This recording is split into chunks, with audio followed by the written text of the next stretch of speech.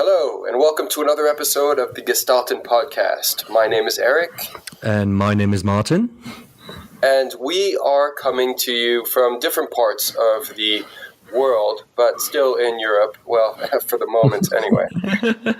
Yeah, big travels coming up in November, but I'm in Munich, you're in London. And for everybody who didn't really listen to our last episode, I would say, we were in Paris. Yep. And just to kind of, listen to obviously the big episode that we did, but just in a couple of words, how would you summarize it now with, a few weeks in between? Well, I still think that it was a generally pretty lackluster show, even, if we look at it from the French manufacturers' perspectives. There wasn't all that much newness, which is a shame. Generally, from the French manufacturers always make a big deal about Paris, just like in Frankfurt, the German manufacturers always come up guns blazing. So it was, just I guess a general reflection of what's going on in terms of auto shows, and showing that it's no longer really at the top of automakers' priority list for a number of reasons: expense and battling for competitive competition against competition in the different segments. So it's, nowadays you can do a lot of things on social media. You can make a huge splash at private events. So, really the motor show is, and this was really a reflection in Paris. It's kind of past its heyday, unless people really start to, really shake things up. In terms of new product, though, I mean, like you said, we did cover this in pretty much great detail the last time when we were at the show itself, and having been there, walking around for a few days, we did see new products being unveiled. Not as many as we would have liked, but they were generally some good things, as well as some things which are probably going to be quickly forgotten. Yeah, and I think I just want to jump onto one thing when you mentioned the motor shows and the let's say their existence and stuff like that. The funny thing is, obviously, we went. I think we have to specify this. We went for the press days, so we actually were very, very fortunate to really look at the cars in detail. There weren't that many people around, but and we were quite, we had quite a lot of criticism on the whole show. But at the same time, as we read from the media, there were over 1 million people going to the show. So it's maybe it's turning more towards a, really like a customer event rather than just kind of this entertainment event where we see something new and we see exciting stuff and exciting new cars and concepts and stuff like that. Just to pretty much a bunch of, almost like a retailing mall. You go there, you have a look at the cars, you check them out. There's some kind of special edition that you can see in any kind of big mall in the US as well, for example, and then you go home again. So it becomes more this kind of, I have a look at what I like, what I maybe don't like, and obviously for us, the excitement about the new cars, that has just gone away. And I think this was what for me personally has come very, very much into play over the past couple of weeks was that I just wasn't excited about it anymore. It's just if I wanted to buy a car, this is a cool place because I can see all the different ones. But as someone who's very much invested in our little bubble of the car design world, it was probably completely, I don't want to say it was wasting time because we had a good time. We met a lot of people, saw a lot of familiar faces, but it's not as exciting anymore, in terms of new developments as it was a few years ago and stuff like that. And I think this is a little bit of a takeaway, is that we're going more towards this consumerism show, or even back to that, and just people choosing which kind of cars they like and admiring a little bit of those kind of concepts, but more about what kind of car do I want to buy rather than just the pure admiring factor of everything. Yeah, I mean, I don't think that you can actually buy a car in Paris. Like Geneva, people go there with their checkbooks. That's a show where people actually go there instead of going to the dealership. They can look at cars side by side, especially supercars, and compare them and whip out their checkbooks and buy them on the spot. I don't know if that's the case in Paris. What generally disappointed me was there is a lack of investment, it seems, from automakers, and a lack of involvement as well from automakers. Not only were there 14 manufacturers that should have been there, Opel should have been there, showing that new GTX experimental, in my view, they missed out. So, Ford wasn't there. I mean, these are big players. So when you think that these guys aren't attending motor shows, the traditional motor shows anymore, instead Opel is making a huge splash in places like Instagram and stuff, like showing off their new concepts. It's definitely a change. It's winds of change right now in terms of how vehicles get promoted. Now, the other thing that struck me was the fact that the show stands were nowhere near what they were in Frankfurt just a year ago. There was a noticeable lack of investment, and it's just a shame from that perspective. Again, there was also, from a design perspective, some new cars that were revealed that, we spoke about, like BMW 3 Series, for example, which is a huge, a mainstay for the brand, something that's been around for, decades. That's been a very, very important car, and it just didn't resonate at all with me or with most of the general public, or what I've seen and read from the general media. So in terms of that show, it was a shame. But since then, we have been super busy, of course, in our day-to-day activities. Indeed. And there's loads of things going on in the car design industry, in the car design world at the moment. Lots of studios popping up and hiring, of course, talent. Now it's interesting because there's a lot of Chinese car makers are opening studios outside of China, which we've also discussed in a previous podcast. Yeah. And it seems like some designers, there's one senior level designer that published something that was interesting to me, saying what talent is all going over to China. We're all going to be left with nothing over here in Europe, which is where he's based now. There's obviously a number of reasons as to why that's happening.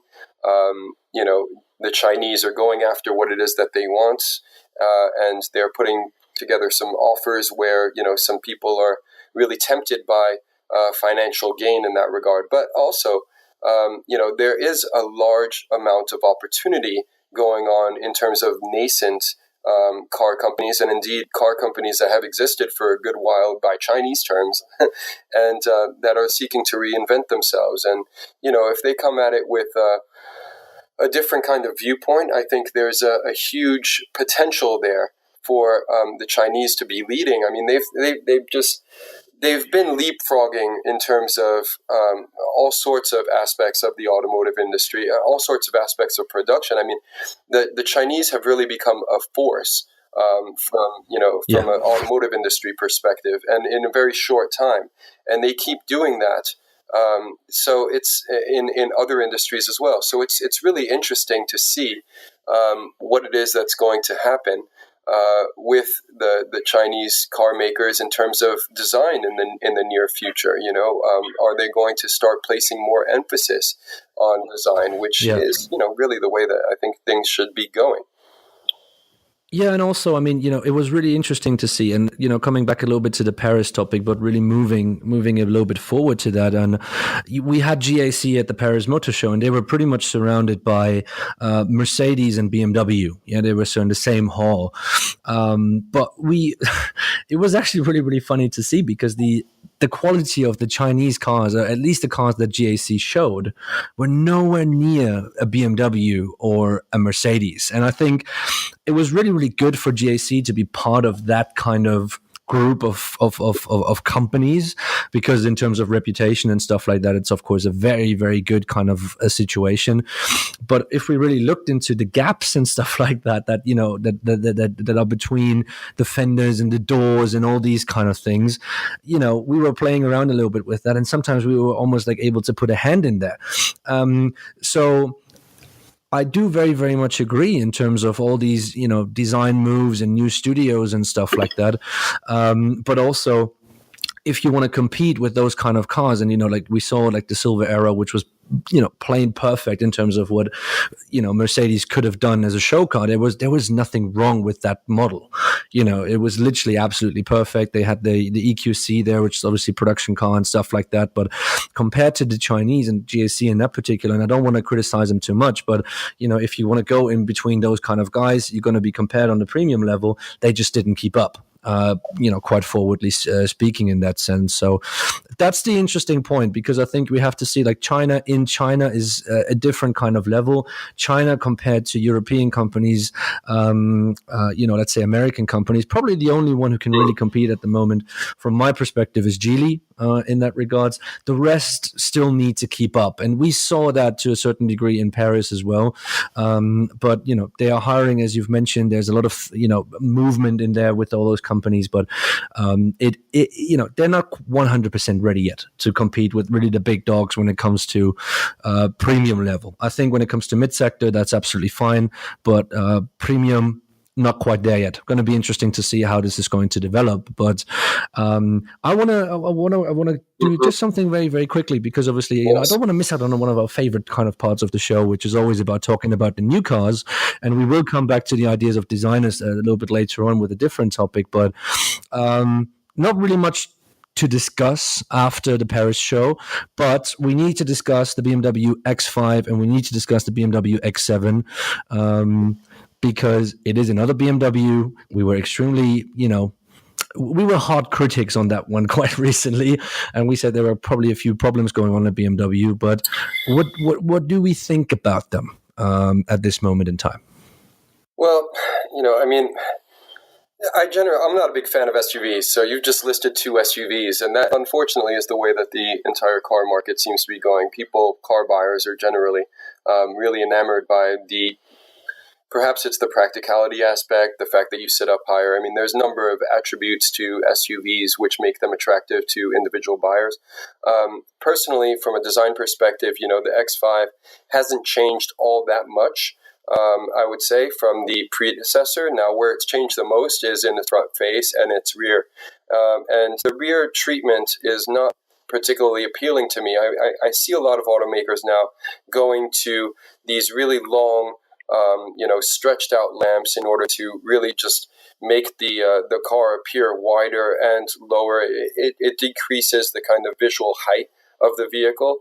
But the thing is, for me, this car it's important to note that every BMW also kind of, not only does it get a little bit bigger, but it also gains vast amounts of technology. And that's the way that things are going these days. It's technology, technology, technology. So in terms of technology, if we just look at, for example, the headlamps, which have been in their treatment changed also from what was, really a very identifiable character, the double round headlamps of BMW, they've kind of morphed into something different. And they're also like really embedded with technology. So with that technology, you could actually make the headlamps smaller. You could make the tail lamps smaller. And to me, proportionally, that would work a lot better. The technology's there. We will see it happen. I always think that if the headlamps are actually smaller than the wheels, the car tends to look better. And I don't know, if I'm kind of unique in that thought, but I think companies aren't taking advantage of the technology that's there. They're just putting it on the vehicle, but not in applications which I deem to be forward thinking. And that, kind of from an exterior design perspective, kind of lets me down a little bit. Interior wise, of course, there's lots to like on this new X5, mainly because it's got all of these screens, screens, and everything digital, and it's it's a nice evolution, I would say, of what it was that the X5 was and is becoming. But again, I just can't get past certain aspects of the vehicle. It's a shame, and I'm sure it will be a success just because the X5 always has been. It's a brilliant car to drive. So, Yeah. it's. I'm sure it will find buyers that are interested in, again, owning an SUV, owning something that is, kind of gives them that kind of sense of security and that authority. I mean, I do like the way that the IP is tiered up. I like the way that the BMW has this kind of angular treatment for the air vents in the front, which is, always kind of canted a little bit towards the driver and giving them that kind of driver-centric authority and appeal.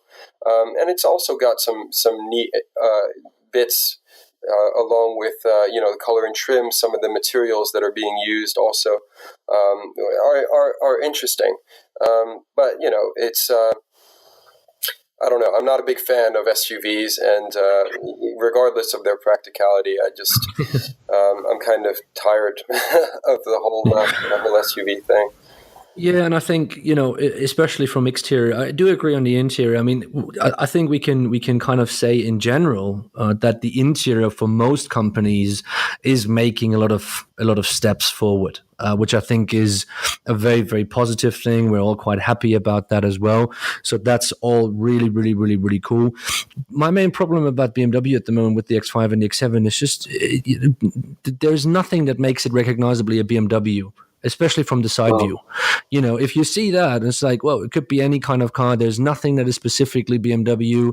I'm kind of okay with the rear. I can live with that. I don't necessarily like it, but I'm not angry with it. But it's just that also, they're making the grille bigger and bigger and bigger. And I remember when we were talking about the Aston Martin DBS, the new one, and I was like, man, this is like a whale shark. This is like, it seems like it wants to eat you pretty much. And it's the same thing like with BMW. It's just like, what do you want to do with those big kidneys nowadays? They have become this kind of graphic element that is just too much for me personally. And this is just what makes the thing for me not really attractive in that sense. Interior different level, but like I said, there's nothing recognizable about this car anymore. Obviously, like with the kidneys, it's a little bit an exception. That's the BMW face, but if I see it from the side, man, it could be anything. And coming back obviously then to the Chinese guys, this is what the Chinese guys are doing really, really well nowadays is, the quality is okay. It's not great, cannot compete with anything like BMW, but, some of them are really recognizable. I'm a little bit worried at the moment. I'm not going to lie. The BMW cannot keep that up, and they're just going to, be the, average kind of car that nobody can differentiate anymore. So let's hope this is not going to happen. From that perspective, but I would like to actually move on from us bashing BMW almost every single episode. I mean, if there is one nice thing that we can say about the X7, I think it stays very close to the concept which was done. What did we see back in 2017? The what was it called? The i performance, rather, concept of X7 i performance. So I think from where it was to where it's gotten, I do give BMW some credit. And again, BMW has kind of been doing this for a little while now, where they don't show vehicles like concept cars that aren't going to translate into reality. You're never really left with all that much thinking. If it is a pure like concept blue sky thing, they call them visions. Otherwise, they don't call them concepts. The concepts are really something that's kind of inches away from production. So that's kind of good. The visions is something that is obviously eye-catching. It's good to see what designers are thinking about in respective companies. But again, concept cars are just a toe in the water for what they could potentially be doing, perhaps somehow down the line, and how customers are going to react to that. And it's not always good, and it's certainly not always production feasible. And it is nice to dream. There is no question. But it's also nice to see things that are going to translate into a production reality. So from that perspective, BMW does a good job. But again, they can't show all their cards, right? Of course. But you're talking about something very interesting here. We're talking about concept to production, and we actually decided we wanted to talk about something that we are quite passionate about. We do, to a certain kind of degree, disagree about as well. And we went to the Paris Motor Show Designers Night, and we had actually a lot of people coming up to us, and we first of all want to say thank you for all the positive comments on the podcast, and that so many people like it. We also obviously want to say a quick thank you for the people who organized the Designers Night. It was a really, really fun event, and we got to meet a lot of people that we knew already, some people that we didn't know. But we had a couple of discussions actually about design schools and about portfolios and about being a student. What is it that what are you expected to do as a student, and what is it that you're expected to know and you to be able to do when you finish university and actually go into a job. So the idea was we're just going to talk a little bit about design schools. We're going to talk a little bit about some really cool things. We're going to talk about some criticism that comes out of the real world that are very, very often not really taught or talked about in the schools, and try to give some kind of tips to maybe some of the students listening to this podcast, and obviously for everybody who's not a student anymore, who might outgrown the university system already, to also kind of give us a little bit of feedback if you think in a very, very similar kind of way. But so let's jump right into it. Eric, you go to a lot of those, graduate shows, and you know a lot of the professors, a lot of the schools and stuff like that. What do you feel about, let's say in particular transportation design schools at the moment? What is your personal feeling? Where is the world of university teaching when it comes to transportation design going? Well, yes, I do definitely go to a lot of design shows, a lot of degree shows, and from generally speaking, there are some schools that are just, head and shoulders above the rest. Some schools are more than happy to take your money without actually providing you with the necessary tools that you need to prepare for a career in automotive design. Now, as a recruiter, I see things a lot more. Portfolios coming across through the inbox and on my desk that's basically aren't aligned with what it is that these guys are looking to do. I think from a design school perspective, if the school is good enough, meaning that if students, and I'm not saying that, certainly not on the master's level courses and all of that, that students need hand holding, but general guidance as to what it is that people are expecting. And some schools do this way better than others in terms of preparing students, getting them into internships, really doing the legwork that's necessary in order to make sure that these guys, after spending however long in a design program or however much money, are going to be really able to find a full-time gig once they graduate. Now, of course, a lot of it is up to the student themselves, and the students really need to put in the time. Look, nowadays, it's not enough just to do a pretty sketch. You actually need to have some thinking, some thought process behind what it is that you're doing. And I think if students go in there and they're not motivated enough, and they don't have somebody that's going to, some of these bigger schools have 100 students graduating per year. There's no way that a design professor, regardless of how good they are, is going to be able to follow and guide that student. Now, if they take the initiative and go out and do things, do the necessary research, find out what some of the problems are that the industry is facing, find perhaps some appealing solutions for some of these issues of mobility that we currently have. In future mobility, it's not just, I read something recently, and you were talking about, the show being in Paris being positively attended. And there's a sharp decline in private car ownership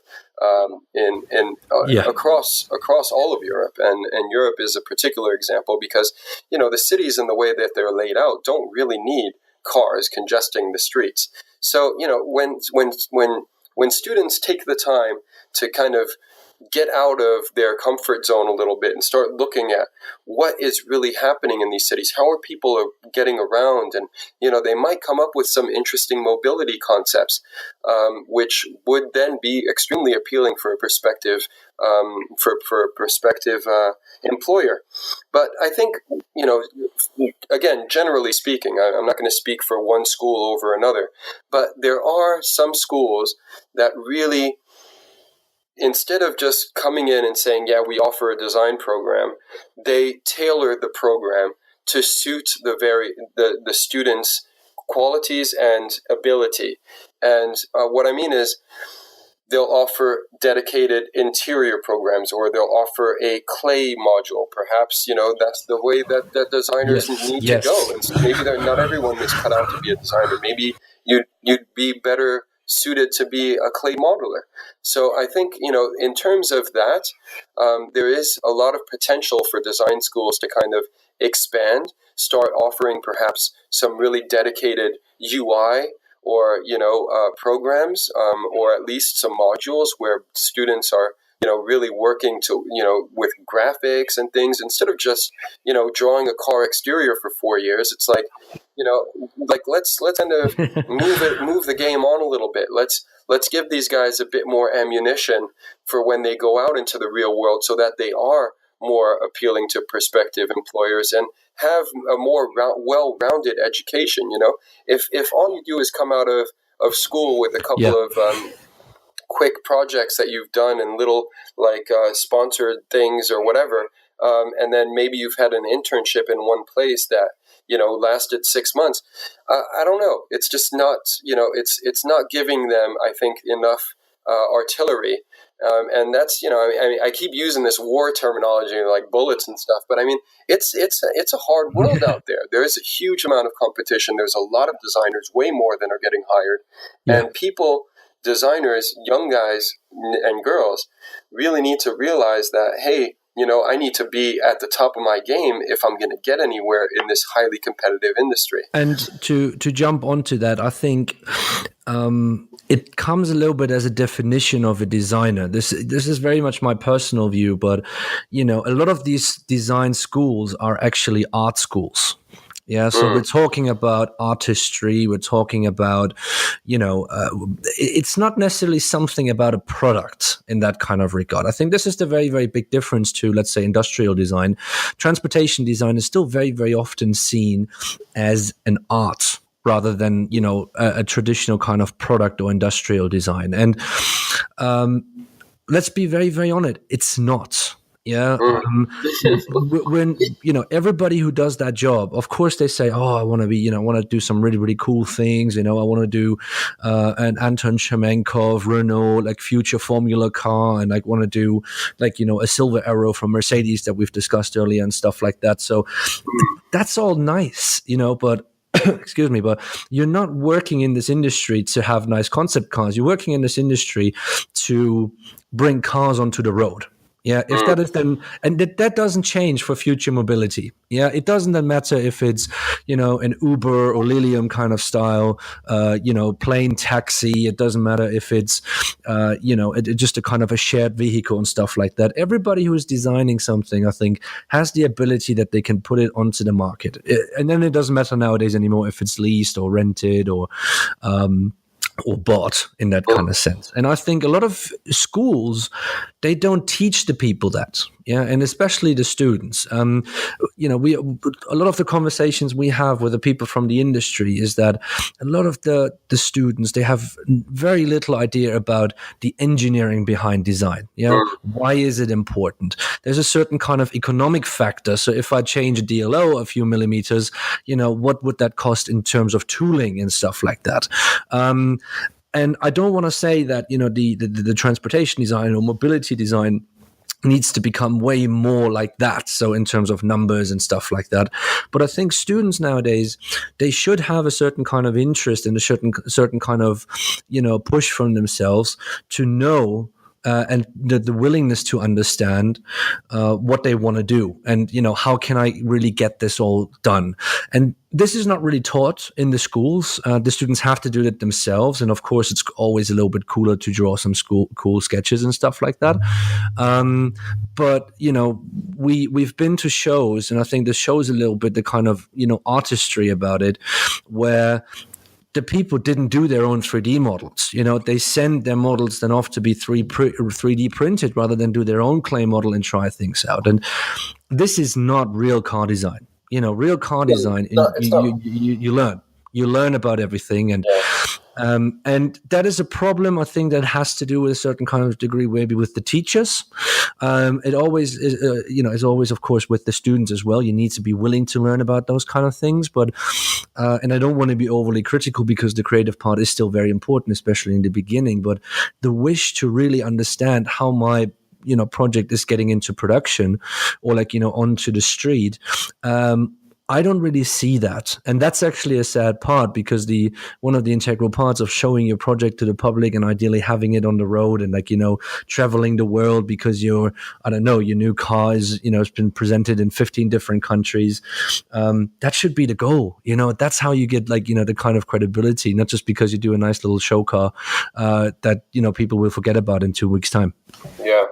Well, I mean, I think ultimately, to go back to what you were saying earlier, in terms of the designers that choose to send their models off. Now, a lot of the time, the professors will tell students it doesn't matter if you're doing a model or not.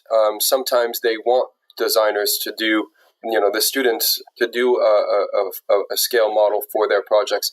And in some schools, the student would have interns, say, at Mercedes-Benz, and then Mercedes will spend a bunch of money to do their model, and the other guy will not have gone to Mercedes, and therefore we won't have the $2,000 model on show. So it's, there's bits there. Now, I think, in terms of, doing all of the data, and then shipping all of that over to some guy in China who's going to do your model, is shortchanging you in the long run.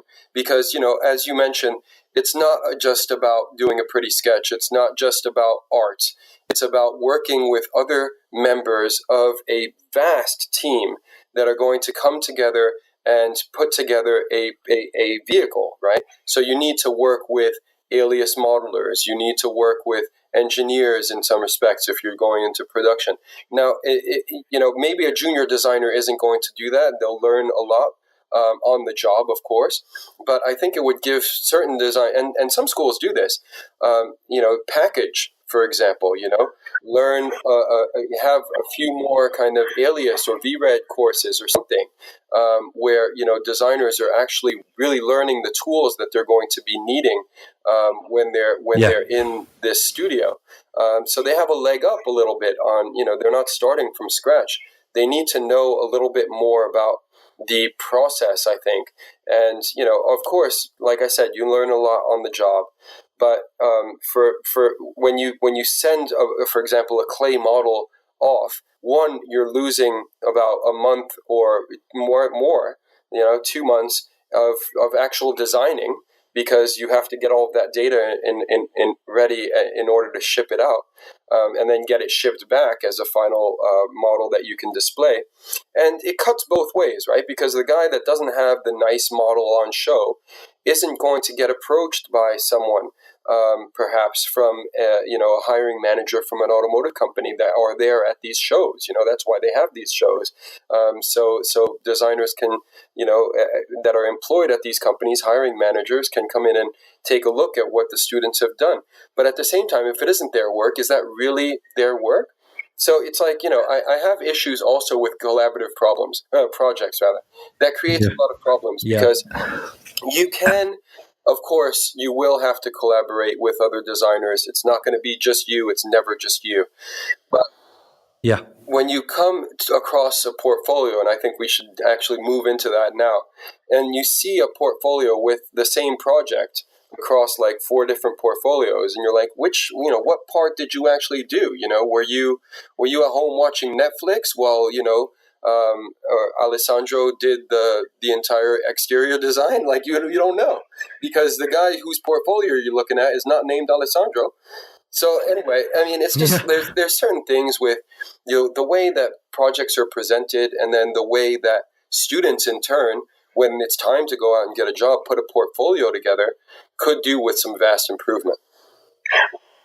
100% agree. And I think to give a little bit, we don't just want to criticize, obviously. You know, we see certain kind of things, and we get a lot of feedback from the industry. And when we talk about portfolios, always be aware that there's a lot of people who are as good in terms of sketching, you know, in terms of using Photoshop and stuff like that, you know, as pretty much you can think of. I mean, you know, the general kind of quality of people that are studying transportation design, they know how to use Photoshop, you know, and the top is getting really, really tiny, to be very, very honest.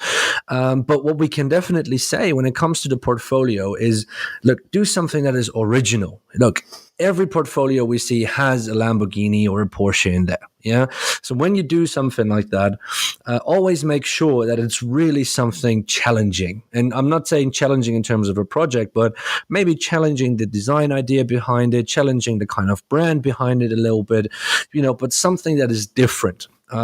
Because I know how you guys all think, you know, like you want to do the coolest things and supercars and stuff like that. And everybody wants to be the next Sasha Selipanov and, you know, doing a Bugatti and Lamborghinis and Genesis and whatever not. But that's difficult because there's a lot of competition. Yeah. So when it comes to the portfolio, show a little bit how you're different. You know, so we had one guy just a few years ago who actually had a project which was pretty much like an autonomous casket. Super strange, but like the people remembered that. It was very well executed and stuff like that, but it was a certain kind of idea, like a, you know, end of life cycle and all these kind of things that was part of mobility, and that was super new. You know, that obviously is something that, you know, probably put him into like a yes or no kind of direction. So either people liked it or they didn't like it, but that was something quite original, you know. And also show a little bit what else you can do apart from sketching. You know, we talked about working about, you know, with Alias, for example, with VRED, nowadays virtual reality when it comes to Unity and all these kind of things, you know, are becoming of interest. So when you do a portfolio, you know, for a 3D model, for example, it's really difficult then to judge the 3D model just on pictures. So why don't you just, you know, put the wire file when you do it on Alias or like in Polygon and stuff like that, you know, put it into your portfolio, like, you know, send it out with the people so they can have a look at it and see what they can do. You know, those kind of extra skills is what's going to set you apart nowadays, rather than just the sketching, because I think, you know, we've seen this quite regularly. The sketching quality is super high, and we're more and more looking into what else can the people do, like what other interests do they have, and so then it becomes very, very interesting, and that also helps differentiating. You know, some people more like clay modeling, the other ones more like 3D and stuff like that. So it's a very, very underestimated or undervalued fact by the students to know these things that are not just about sketching.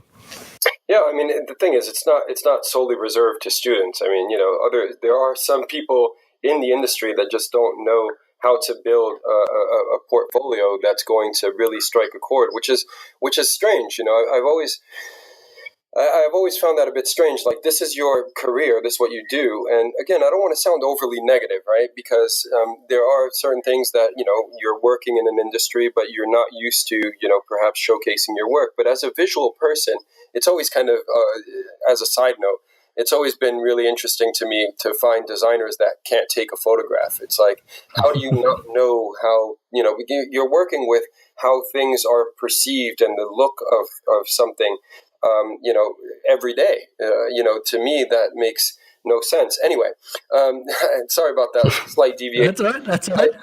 I think ultimately, in order, you're right in what you say. You know, it's portfolios ultimately, you know, are an ideas showcase.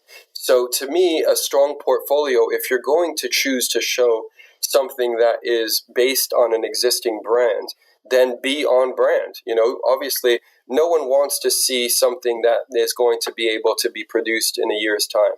I always tell designers this. They want to see, they know what they're going to be doing for the next 5 years down the line. They don't want to see something that, you know, is current, but they're looking for long-term vision. You know, do you have the stamina to, because when they hire you, you know, you're going to be a junior designer for a little while working on wheels and whatever. Yeah. You know, it's like, in the future, are you still going to be able to generate ideas 5-10 years down the line? You know, that's what these hiring managers want to see. That's what these companies want to see. So, you know, another thing is, in terms of like creating a portfolio, you know, of course you want to show your ability. Of course you want to show that you're well versed. Of course you want to show that you can, you know, do Photoshop or whatever, this, that, and the other. But at the same time, you should be on topic. That is probably my biggest issue, is seeing design, you know, portfolios that come across loaded with like exterior designs and product work, and then they're like, I want to be an interior designer. Well, where are your interior designs? That is, you know, something that it's important that if you're going after a certain position and a certain role, to showcase just how good you are at that particular bit. Of course, you can show, you know, a watch design if that's something that you've done. Of course, if you know, you've done a couple of interior projects on exterior projects on internship, throw that in. But it shouldn't be the priority. If your priority is finding an interior design job, then you need to be top notch with that interior proposal. Exactly. And just to add to that, you know, I know it's a little bit of extra work, but if you're not sure what you want to do 2 portfolios. Right. Yes. You know, do one which is interior based, do one which is exterior based, and then, you know, send out both. But make sure that you show, like, you know, they are different in that kind of sense. And I think I would definitely recommend more interior, because it's unfortunately still the case that just, you know, not a lot of students, or like fewer students, way fewer students actually than exterior guys or exterior students are interested in interiors. And let me tell you one thing. If you want to have a job, or if you want to increase your chances of getting a job, do interiors. Yes. Yeah, because the guys that are just incredibly good on exteriors are very, very few, and they will take up the jobs, because, you know, from a project perspective, from our experience, you don't need a lot of exterior designers. Yeah, you can do a full exterior with, let's say, 3 designers if you need to. Yeah. So even if you go to big kind of, you know, let's say BMWs, Mercedes and stuff like that, they have hundreds of designers. They still do smaller cars, like, you know, cars with small teams, especially on exterior. Exactly. But, like, you know, still, it's like per car, you don't need that many people in terms of the pure creative process. I'm not talking about the process of building a car, but the pure creative process of an exterior.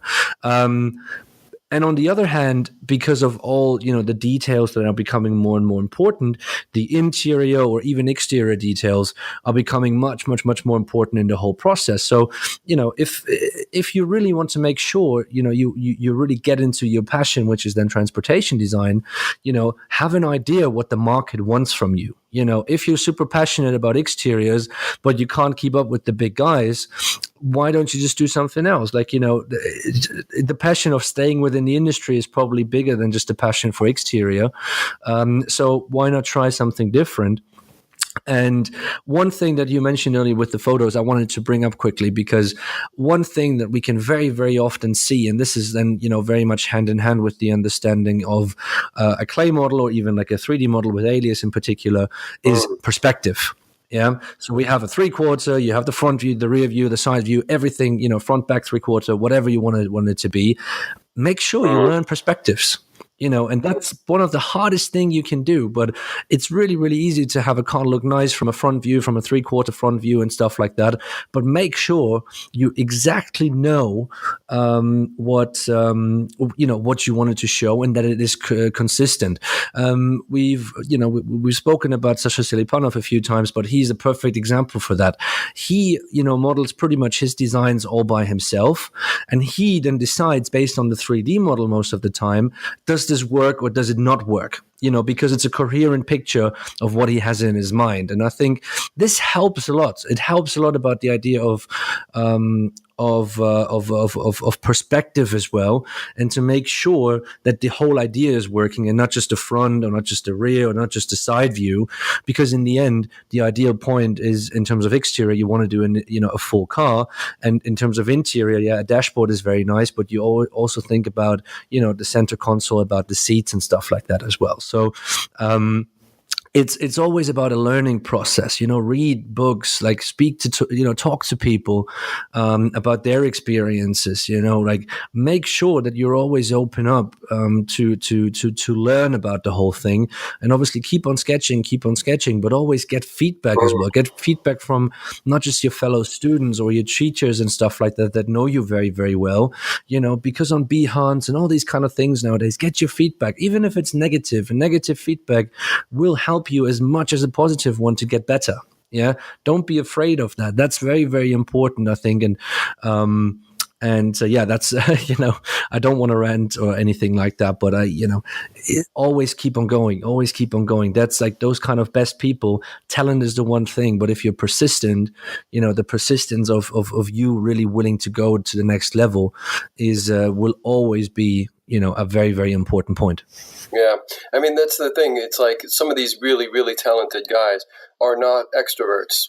They're not out there showcasing their work on things like Behance, for example, or on social media. I mean, actually, I've heard some design school that really dissuade designers from showing their work on social media because of the fear that their ideas may get poached by someone else. Now, it's possible, yes. I mean, anything's possible. But a lot of the time, ultimately what people need to remember is the originality of ideas. Yeah. No one wants something that, is going to be, this one guy, senior level designer at a company, told me once that a designer came in, a potential, junior designer wanting a job, and he showed him a flipped, so therefore inverted version of his own sketch. And that to me is just boggles the mind. It's like, how do you even? So you've got some guys that aren't very talented but have a lot of balls, or you've got other guys that are introverted and super talented whose work you'll never see. Yeah. There's a fine balance, but in terms of showcasing your work, yes, it is important to get feedback. If you know of some people that you can contact that are actually working designers that can give you some criticism. People like ourselves that see portfolios very regularly.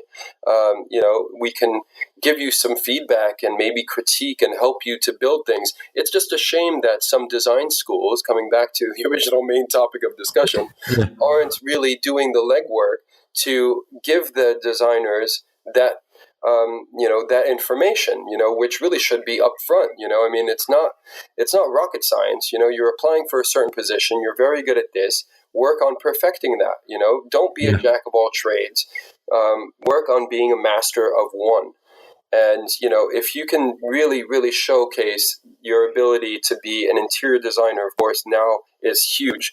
Interior design is definitely, and has been for a number of years, gaining in importance. It's going to make you just more attractive, give you a leg up, and that's what you need as an aspiring designer looking for your first job.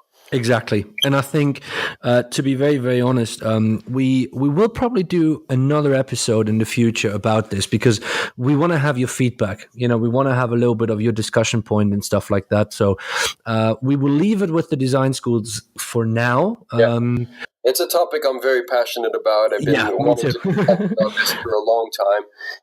It's nice to kind of put it out there, but it does deserve a bit more of a deep dive, I think. But it's definitely important in any medium to get feedback. So by all means, let us know your thoughts. If you're a professional designer working in the industry, what tips would you have for a young aspiring designer? Certainly in case of building up a portfolio to showcase their work. And also, if you're a professor at a design school, shoot us a line.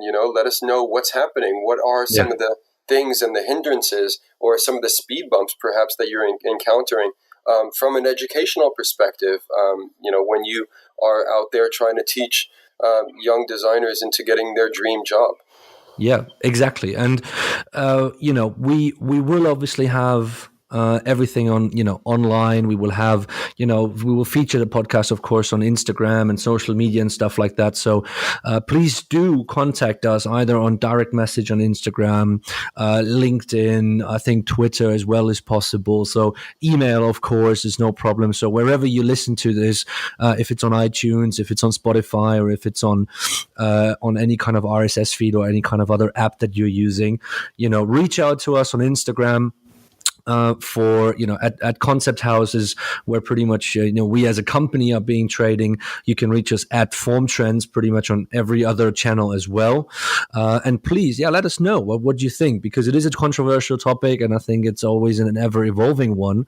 And we would very, very much looking into or we would be happy to have feedback from all of you guys. If you're a student, if you're a teacher, if you're a more seasoned kind of designer, someone that just recently graduated and has got his first job and stuff like that. So we are really, really looking forward into hearing from you about this.